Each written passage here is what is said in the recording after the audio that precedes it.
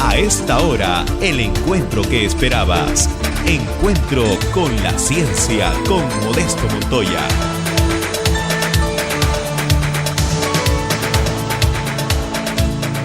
Donc l'idée, c'est de parler du phénomène du El Niño, de ce phénomène qu'on a appelé un phénomène géoclimatique. Il y a plusieurs termes pour le décrire parce que c'est un phénomène qui touche l'ensemble, en fait, des conditions à la fois atmosphériques, océaniques et géoclimatiques du monde entier, mais surtout la région centrale, la partie ouest du Pacifique.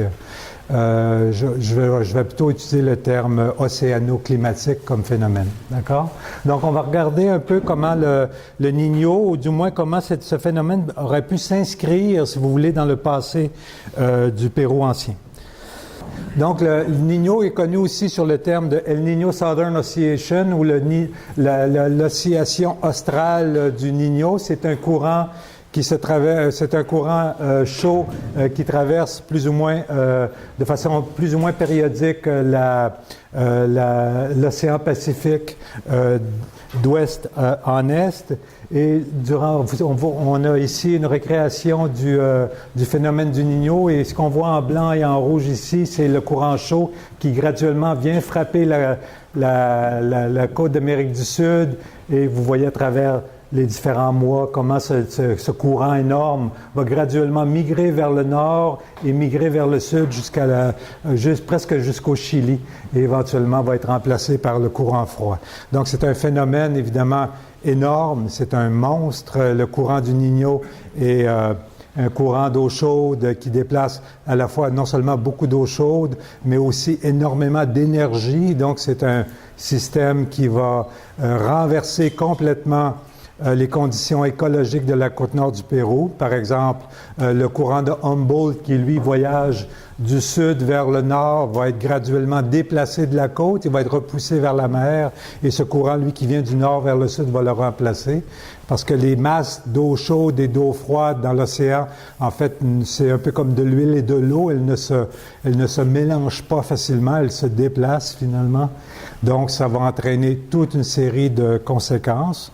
L'une des conséquences, bien sûr, ça va être l'arrêt de la chaîne écologique qui est créée par le système de Humboldt, c'est-à-dire que la chaîne va s'écrouler, les phytoplanctons vont arrêter d'être produits, les populations de sardines et d'anchois vont s'éloigner de la côte, et les oiseaux marins, les mammifères marins vont mourir parce qu'il n'y a plus rien à manger, littéralement. Et sur la côte, les conséquences vont être aussi dramatiques, parce qu'il va y avoir des pluies torrentielles, puis il y a beaucoup d'humidité qui est transportée vers la côte, et cette humidité va, au lieu de se déverser dans les Andes, va se déverser directement sur la côte du Pérou. Donc, on va avoir une série d'inondations, on va avoir toutes sortes de phénomènes qui vont se passer. Donc, finalement, on va avoir aussi bien des inondations et des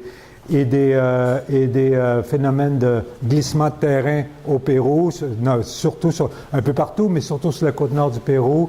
Et ça va même créer des conditions sèches et plus chaudes en Amérique du Nord, lesquelles vont entraîner ou favoriser, si vous voulez, des incendies. Donc, les incendies qu'on voit de plus en plus de façon périodique en Amérique du Nord, notamment en Alberta ou en Californie, sont en partie liés aussi à ce phénomène. Donc, c'est un phénomène global, et je ne sais pas si je regarde les modèles un peu ces temps-ci, et il semble qu'il est possible que ce système de Niño se renforce avec le réchauffement graduel de la planète. Si c'est le cas, croyez-moi, nous ne sommes pas sortis de l'auberge, comme on dit chez nous. Ça va être très difficile, parce que c'est un système qui est tellement puissant. 1-2 degrés de plus de réchauffement de ce système-là va entraîner tellement d'énergie dans l'atmosphère qu'on va faire face à des problèmes de très forte magnitude. Donc, évidemment, ça entraîne, comme je le disais, à peu près la mortalité dans un système d'un méga El Niño, ça va entraîner la mortalité d'à peu près 90% des oiseaux marins au Pérou. On parle de dizaines de millions d'oiseaux qui vont mourir. Ça va entraîner la mort d'à peu près un méga El Niño entre 60 et 80% de tous les mammifères marins. Donc, on parle de centaines de milliers d'otaries, de mammifères marins qui vont venir s'échouer sur les plages du Pérou ou qui vont couler au fond tout simplement.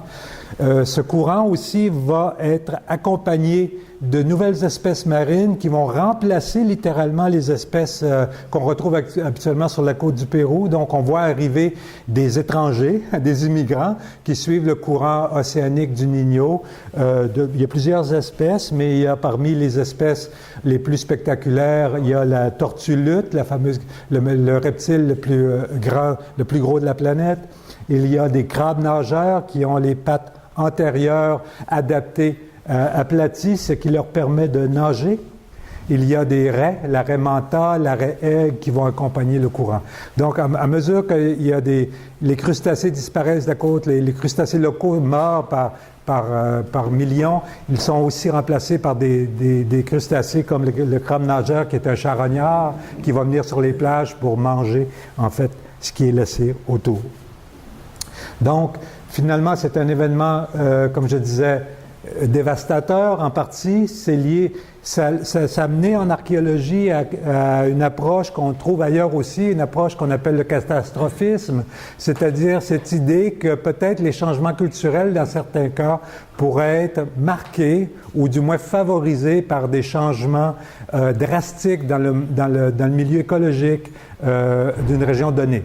Donc, il y a eu, autour des années 70-80, une série de publications qui soutenaient que, finalement, le changement de culture sur la côte nord du Pérou, notamment entre la période Moche, je vous donnerai des dates tout à l'heure, et la période Chimú, c'est-à-dire autour de 600 à 700 après Jésus-Christ, aurait été favorisé par un méga El Niño qui aurait un peu, si vous voulez, cassé les jambes à la culture mochica et aurait finalement entraîné ce changement de culture.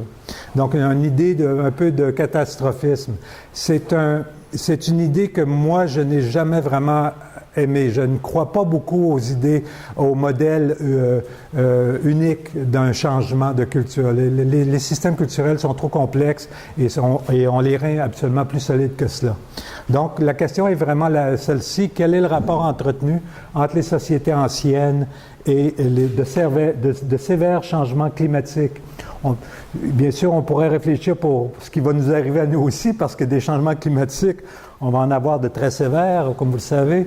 Mais en même temps, je crois que dans le cas Moche, ils ont su non seulement répondre à cette question, mais surtout ils se sont appropriés ce système et ont su l'intégrer dans la culture même mochica. Donc, brièvement, parce que le temps est court, je vais aller assez rapidement et je vais vous montrer juste les taxons, si vous voulez, les principaux aspects de cette recherche, et non pas tous les détails, parce qu'on en aurait pour plusieurs jours. Donc, il y a, comme je disais, les travaux principaux au début, j'avais commencé, c'était la Huaca de la Luna. C'est le labeur de Santiago pendant plus de 25 ans.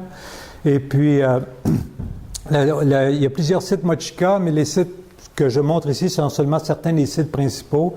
Le Huacas de Moche, c'est l'un des grands sites mochica de la côte nord du Pérou, qui est dominé par deux temples. L'un qui était probablement plus un genre de palais, c'est-à-dire la grande pyramide du Soleil ou la Huaca del Sol, qui fait environ 550 mètres de longueur et dans son état actuel presque 70 mètres de hauteur. Donc ça vous donne une idée un peu de l'ampleur de ces cultures-là.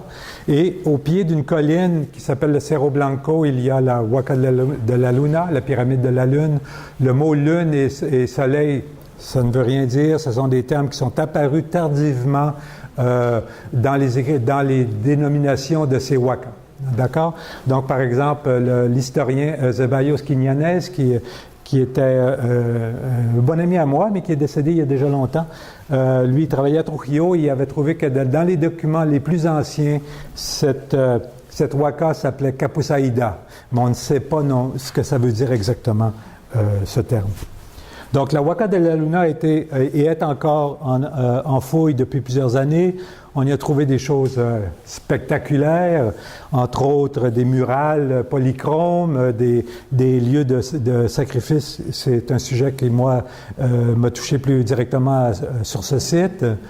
Les moches vont exister autour d'environ 0 ou 100 après Jésus-Christ, aller jusqu'à environ 800.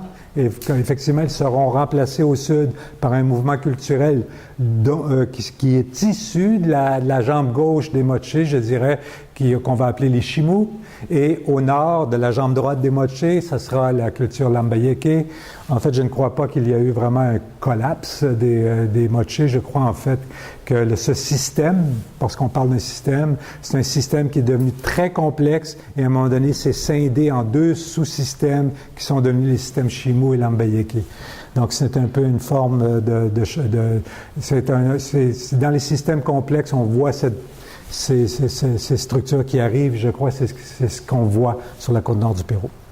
Donc, moi, j'ai commencé à fouiller au sommet du Cerro Blanco, au sommet de cette colline, parce que je cherchais un site sacrificiel qui était lié un peu à mon sujet de thèse, c'est-à-dire un endroit où des gens auraient été sacrifiés dans la montagne, associés aux montagnes sacrées. Donc, on avait développé une espèce de géographie, une théorie de la géographie sacrée, basée sur les contextes archéologiques et la relation entre les sites archéologiques et le milieu naturel et les représentations iconographiques. J'ai trouvé toutes sortes d'indices, mais j'ai pas trouvé, si vous voulez, ce qu'on dirait en anglais le smoking gun, c'est-à-dire les victimes sacrificielles. Donc, j'ai dit à Santiago en 94, écoute, j'aimerais ça aller fouiller là. Il y avait du sable, il y avait de la terre, mais c'était une petite plaza. Puis il me dit, ouais, Steve, qu'est-ce que tu vas aller faire là? Ben, je dis, écoute, regarde, il y a une petite colline dans le milieu de la plaza, puis ça ressemble à la colline en arrière, puis ça avait été fait avec des roches qui avaient été amenées. Donc, je me suis dit, les Moche ont refait un mini-cerro devant lequel ils ont peut-être fait des sacrifices humains. Santiago me dit, bon, écoute, si tu veux faire un trou, tu fais un trou, mais lui ne me croyait pas du tout. Il est parti à Lima donner des conférences et quand il est revenu le lundi matin, il y avait une surprise qui l'attendait parce qu'effectivement, sous 1 mètre de sédiments, on avait commencé à trouver des corps. Là, on est déjà en processus de fouille et finalement, on a trouvé un site sacrificiel qui contenait plus de 100 corps, plus de 100 hommes sacrifiés durant 6 épisodes distincts de rituels. Donc, on s'est bien amusé et ça l'a bien surpris Santiago, je dois vous l'avouer. Ça m'a coûté beaucoup de bière. Alors, c'est un site exceptionnel. Je n'ai pas le temps de le décrire, mais je veux juste vous donner des pistes pour qu'on puisse continuer sur le phénomène du Niño. Donc, c'est un site dans lequel, en fait, on a trouvé des corps humains, des guerriers Mochica enterrés, mais dans des conditions différentes. Il y avait des conditions de pluie torrentielle qui avaient amené de la boue dans le site, dans lesquelles les corps avaient été sacrifiés, donc ils étaient pris un peu comme dans un genre de petit Pompéi, et par-dessus, il y avait d'autres sacrifiés qui avaient été mis inversés sur les corps, et ceux-ci étaient dans le sable, amenés par les vents éoliens. Donc on avait des épisodes de pluie torrentielle qui faisaient littéralement fondre les murs de la place, les murs d'adobé, les murs de briques crues, et qui déposaient l'argile dans le site. Et il n'y a qu'un phénomène sur la côte du Pérou qui puisse créer autant d'eau, c'est le Niño. Donc, vous voyez ici, les corps sur le dessus sont pliés par-dessus les corps qui sont en dessous, mais les corps en dessous sont pris dans l'argile. Les corps sur le dessus sont posés dessus, littéralement. Donc, c'était vraiment une organisation sacrificielle complexe où il y avait des sacrifices durant les pluies torrentielles et après. Donc, on a retrouvé les couches à la fois de ce qu'on appelle j'appelle les sédiments, c'est en fait les couches d'argile qui viennent des murs qui ont été délavés durant les pluies torrentielles. Et la preuve que ces corps-là étaient vraiment maintenus au sol, les sacrifices étaient vraiment faits durant les pluies, non pas les pluies sont venues par après. La preuve est, quand vous regardez les empreintes laissées dans l'argile, ce ne sont pas les empreintes des ossements qu'on voit, mais ce sont les empreintes de la chair des individus. Hein? Donc, le bras, la forme des doigts, etc. Donc, c'est vraiment des empreintes d'un corps sain, si vous voulez, qui est pris dans l'argile. Les Moche vont non seulement les mettre là-dedans, et au début, l'hypothèse était, avec Santiago, on en avait discuté, il disait, bon, peut-être qu'ils ont fait ça pour demander aux dieux d'arrêter les pluies. Vous voyez, c'était une idée logique dans une perspective catastrophiste. Sauf que il y avait un problème dans cette histoire, et le problème, c'est le suivant. C'est que les Moche, non seulement ils avaient mis des corps, ils avaient aussi créé 52, au moins 52, il y en avait probablement beaucoup plus, 52 statuettes d'argile de cette hauteur qui représentaient des hommes, des guerriers nus, en position de sacrifice, avec le corps complètement décoré de symboles. Et ces objets-là en argile crue avaient été détruits ex professo à coups de massue avaient été sacrifiés. Et en plus, ces objets, pas ces céramiques, mais ces sculptures d'argile, étaient en fait des copies conformes à toute l'information guerrière que nous avons dans l'iconographie mochica. C'est-à-dire que si les Moche avaient fait ce rituel-là pour demander de façon ad hoc aux dieux d'arrêter la pluie, ils l'avaient déjà intégré complètement dans tout le système symbolique, dans tout le système iconographique de cette culture-là. Donc, vous voyez, ce sont des peintures sur des céramiques funéraires mochica sur lesquelles on voit les guerriers avec des combattants, etc. On voit les victimes sacrificielles qu'on va amener au site. Et ici, ce sont les statuettes d'argile que nous avons fouillées avec les victimes sacrificielles.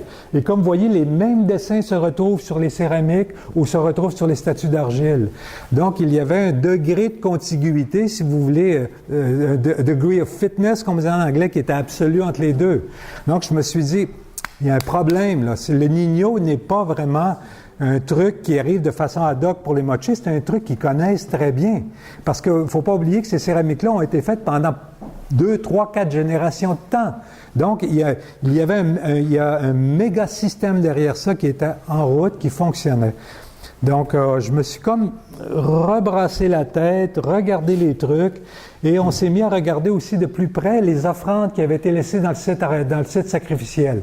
Je vais vous en montrer juste un, mais ça va vous donner une idée vers où la piste va s'en aller.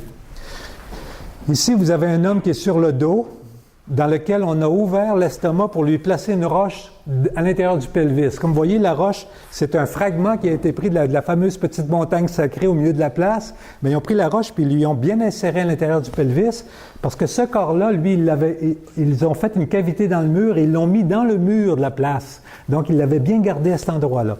Une fois qu'ils l'ont mis comme ça dans le mur, ils lui ont placé une petite canine sur l'estomac et ils ont détruit une sculpture en argile juste à côté de lui. Sur la sculpture en argile, il y a une otarie représentée avec sa roche, un bézoar qui est en avant de sa bouche. Et la canine qui est là, en fait, c'est une canine d'un bébé otari. Donc, en fait, on avait mis une canine d'otari sur sa poitrine, on avait mis une peinture d'otari sur une statuette à côté de lui, et on lui avait mis une roche dans l'estomac, si vous voulez. Donc, on l'avait un peu transformé comme une otarie. Et c'était le genre de rituel que les Moche un peu jouaient. Donc, je me suis, par exemple, je suis retourné dans l'iconographie, je me suis dit, qu'est-ce qu'ils font? Qui tue les otaries dans l'iconographie? Et en fait, je me suis rendu compte que les otaries étaient tués par des soldats mochica aussi dans l'iconographie. Un peu comme si l'otari devenait une victime sacrificielle. Donc, regardez bien ici, c'est un guerrier, vous voyez son bouclier avec son bâton. Donc, en fait, les tueries d'otari dans l'iconographie Moche sont en parallèle avec les batailles rituelles de guerriers mochica. Donc, il y a en fait deux systèmes en parallèle, mais qui se répondent les uns aux autres avec les mêmes joueurs, les mêmes acteurs. Donc, la question, finalement, était la suivante. Quelle est la place du El Niño dans la religion et l'idéologie mochica? Donc, ce n'était plus une question de se demander « Oh mon Dieu, la merde leur tombe du ciel, on demande aux dieux d'arrêter le truc. » Ça faisait pas très sophistiqué, non? Mais en fait, ça l'était beaucoup plus. On aurait dû s'y attendre. La culture mochica ou les cultures péruviennes anciennes sont rarement simples. Les archéologues se posent des questions simples, les cultures, non.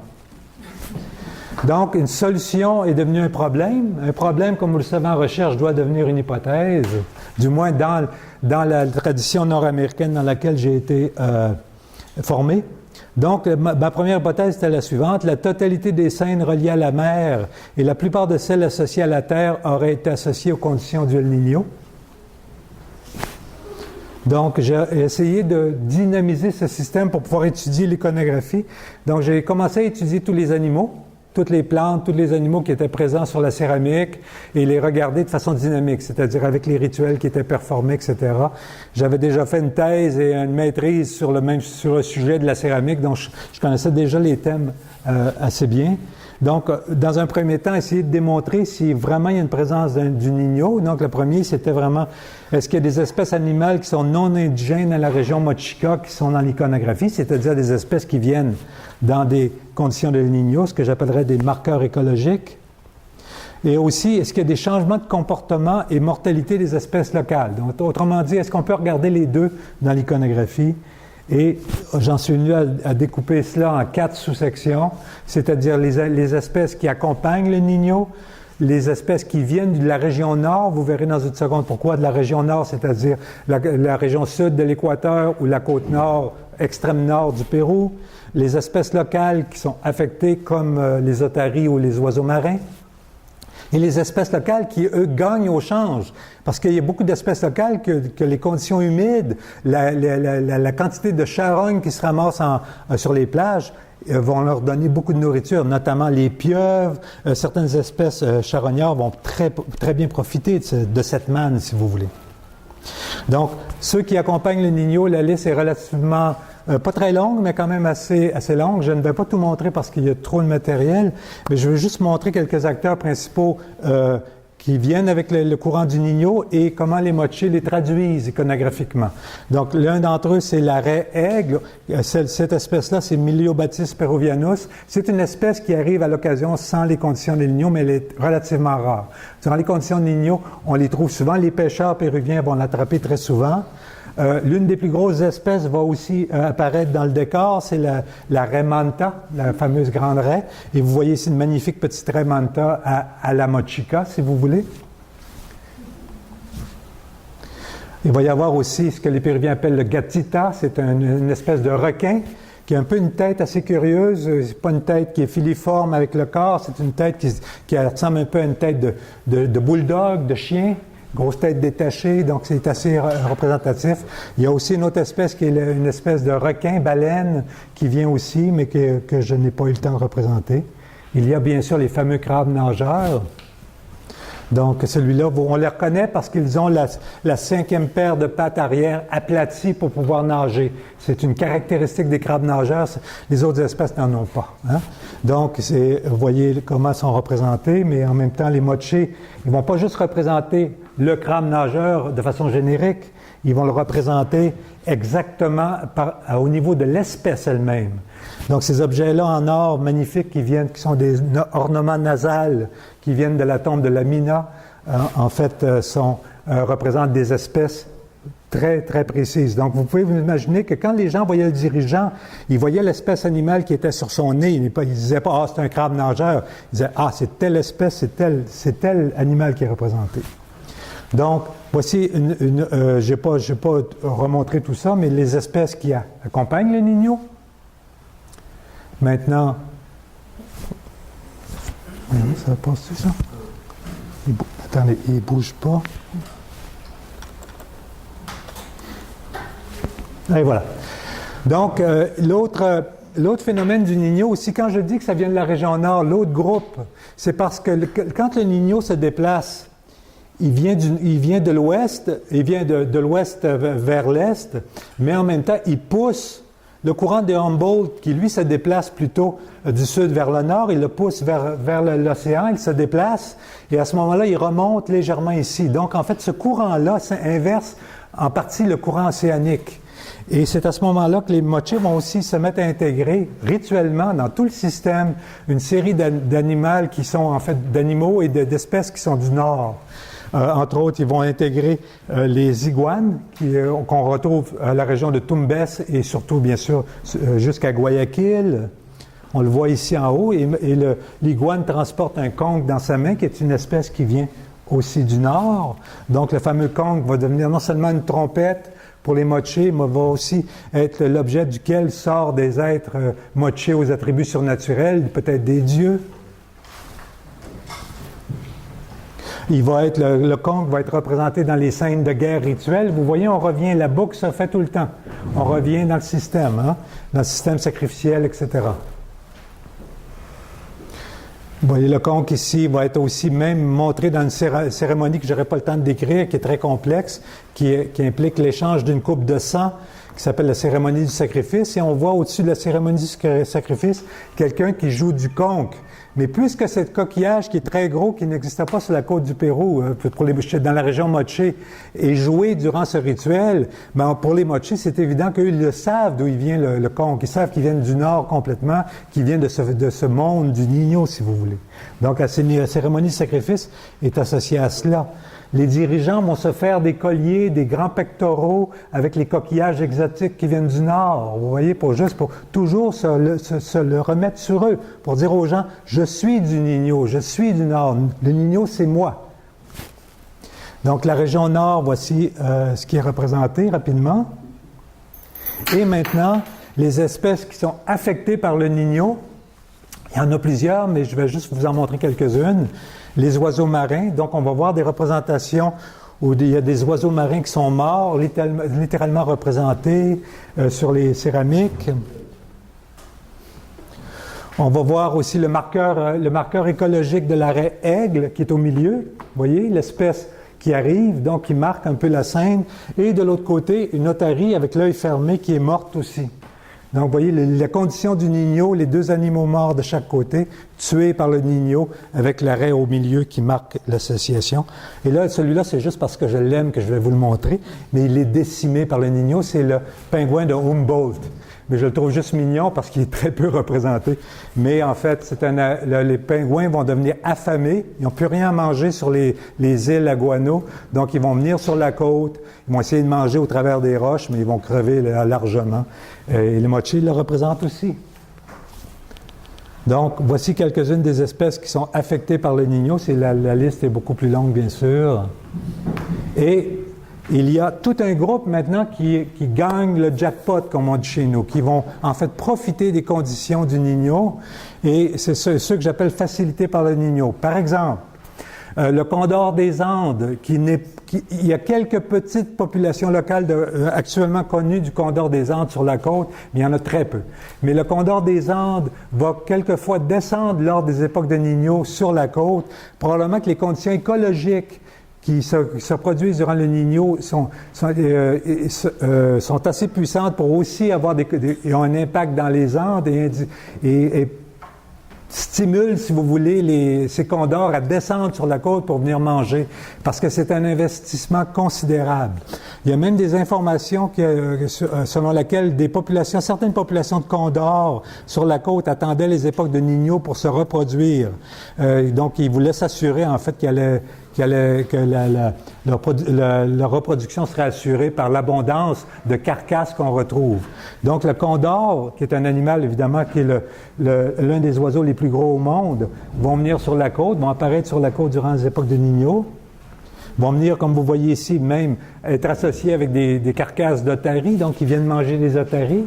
Mais puisque c'est un système symbolique qui est toujours en double association avec le monde humain, on le voit aussi en train de se repaître d'une victime sacrificielle, vous voyez.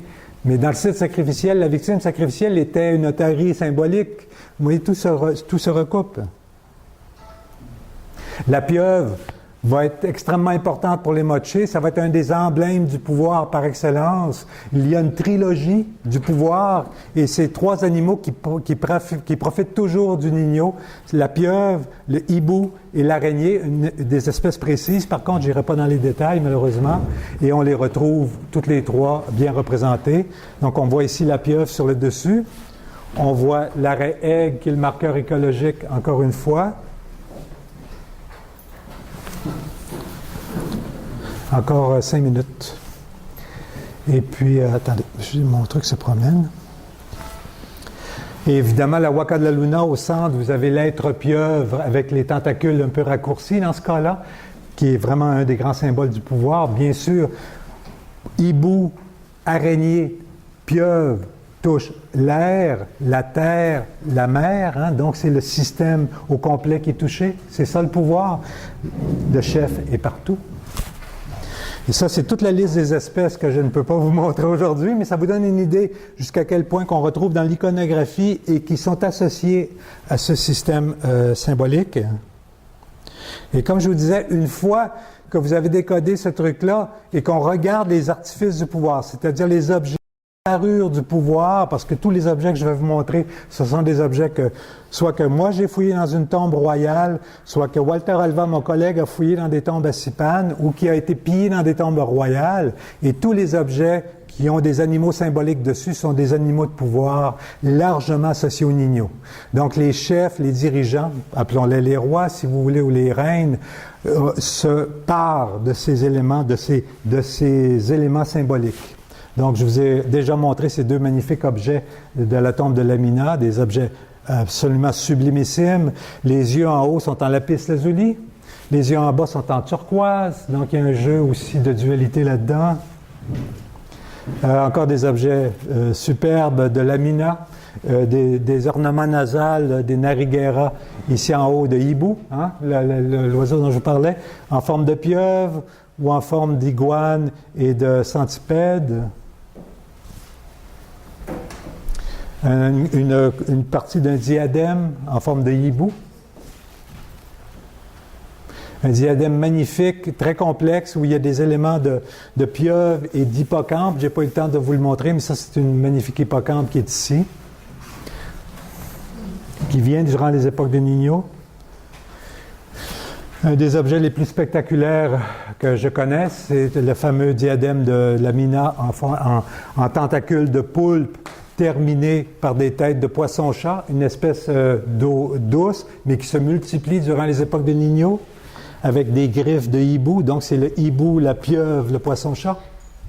Et l'être accro qui est au milieu, le symbole du pouvoir par excellence. Hein? Quelle taille? Oh, c'est à peu près grand comme ça. C'est très joli. Je trouve qu'on devrait faire des bijoux comme ça là, pour porter. Moi, c'est surtout les ornements nasaux que j'aimerais bien voir sur les rues à Paris. Il y aurait une mode à faire. Donc, en résumé, je m'excuse d'avoir été aussi vite, mais je voulais juste vous donner une idée comment un système qui semble être catastrophiste, en parenthèse, et qui peut être intégré symboliquement, politiquement par une culture. Donc, c'est une perturbation océano-climatique qui est parfaitement intégrée dans l'idéologie du pouvoir. Les dirigeants s'associent pleinement au phénomène, donc ils se l'approprient.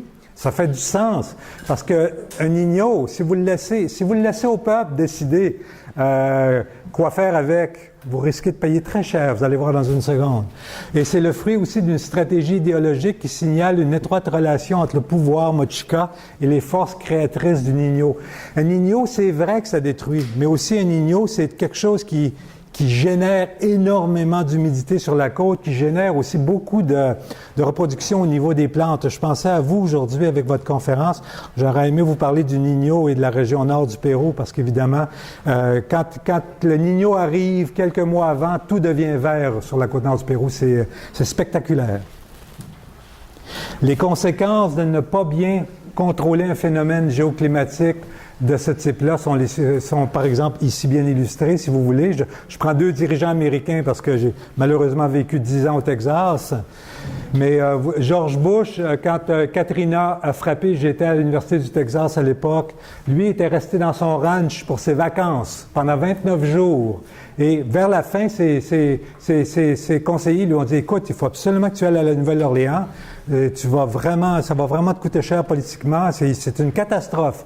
Il dit, très bien, je vais y aller. Il est allé en avion, il a survolé, il n'a pas atterri, et il s'est laissé photographier regardant par la fenêtre.